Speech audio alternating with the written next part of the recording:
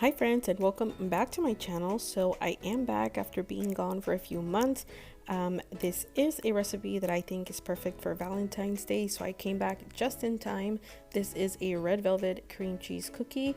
Let me know what you suggest that we call this recipe down in the comments below, and I am super excited to share this with you, so let's get started. Also, don't forget that the ingredients will be listed in the description box below. So we are going to start with 1 stick of unsalted room temperature butter. I'm also adding in my sugars, which is going to be 1 cup of granulated sugar and half a cup of brown sugar. And we're going to go ahead and cream this and mix it for approximately 2 to 3 minutes. As soon as the sugars and the butter combine, we're going to go ahead and add in our 1 egg at room temperature, and also we're going to go ahead and add in 1 tablespoon of milk. While that is mixing on medium speed, in a separate bowl, we're going to go ahead and add in all of our dry ingredients, and that's going to be the 2 cups of all-purpose flour, 1 teaspoon of baking soda, 2 teaspoons of baking powder, 1/4 teaspoon of salt, and 1/4 cup of unsweetened cocoa powder. And we're just going to give this a mix just to make sure to incorporate all of this before we add it to the wet ingredients. Now we're going to return to the butter and sugar mixture and add in the Master Elite red food coloring into the mix. It's very important to add in the color during this step because Master Elite colors dissolve with ingredients that have fat content in them, in this case the milk and the butter. And don't forget that I do have a discount code from The Sugar Art that is going to be displayed here on the screen and will also be down in the description box below. After a few minutes, I mixed this for about 2 to 3 minutes, and when the red color developed and is incorporated, we're going to go ahead and add in all of our dry ingredients, and we're going to mix this on medium speed. The dough will take approximately 3 minutes to come together. You're going to start seeing that it's going to be a little bit wet. It's not going to be sticky on your fingers, but it is going to stick to the sides of the bowl, and that is exactly where we want this dough.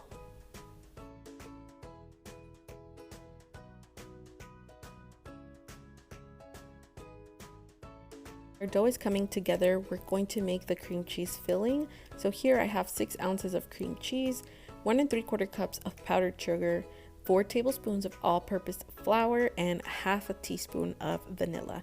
Now I do want to say this and make a note of it, that this cream cheese filling makes too much for the amount of dough that we're going to make. So I would suggest, if you're only going to make this batch of dough, to half the cream cheese filling recipe so that you don't have too much left over, or you can double the amount of dough that you make. That way you're able to use all of the cream cheese filling. I just thought I would let you guys know because I did have extra cream cheese filling that I ended up having to use in another batch of red velvet cookies that I made because I didn't want to toss it out and I wanted to make sure that I used it. So here I just went ahead and placed the cream cheese filling into a piping bag because I feel like it's going to be a little bit easier to manage that way. So once our dough comes together, I did go ahead and line a baking sheet with parchment paper, and I'm using a 1/4 cup ice cream scoop to scoop out the balls of cookie dough. So these will be approximately 3 inches in diameter, or like 3 inches big of cookies. You can make them smaller, you can make them bigger, but I just thought that this was the perfect size. So here I'm just going to go ahead and flatten them out a little bit, and we're going to make sure to do that to all of them. And in this specific piece of the video, I am making these cookies with fresh dough. You'll see later on in the video where I show you I actually refrigerated the dough and made some the next day, so I'll explain that when we get to that part. But here basically what I think is the easiest way to do this is by using a piping bag. So you're going to go ahead and pipe the cream cheese filling into the center and then just kind of maneuver the dough to where you're closing the center to make sure that none of this filling oozes out. I do have to say, however, that if it does ooze out, since it has flour, it will hold its shape. It's not going to get all gooey on the parchment paper, so don't worry too much about patching it perfectly. And here I'm just going to show you how I filled the rest of the cookies, and I do have to say in advance, I feel like this was the easiest method to use. You will see in a few minutes that I did try to freeze the pieces of cream cheese to later add to the piece of cookie dough, but it was just too hard. It was getting a little bit messy, and I just went back to the old method of just piping it into the center.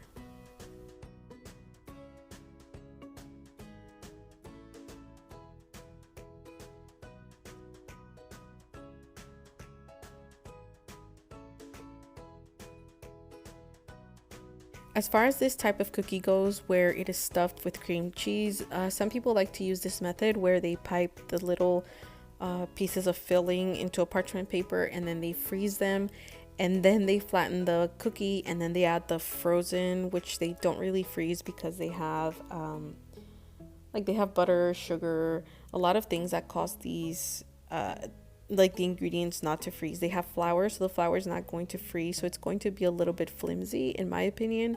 So this is the next day. I did go ahead and freeze these for one whole day, and here I am using dough that is that was in the refrigerator. I did go ahead and let it sit at room temperature for approximately 30 minutes to come back to manageable, like a manageable state. And here you can see me trying to maneuver the cold dough with the frozen piece of cream cheese, and it was just a disaster.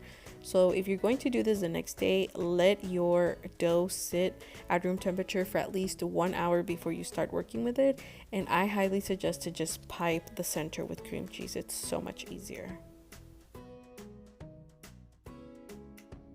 So I went ahead and baked these at 350 degrees Fahrenheit for 14 to 15 minutes.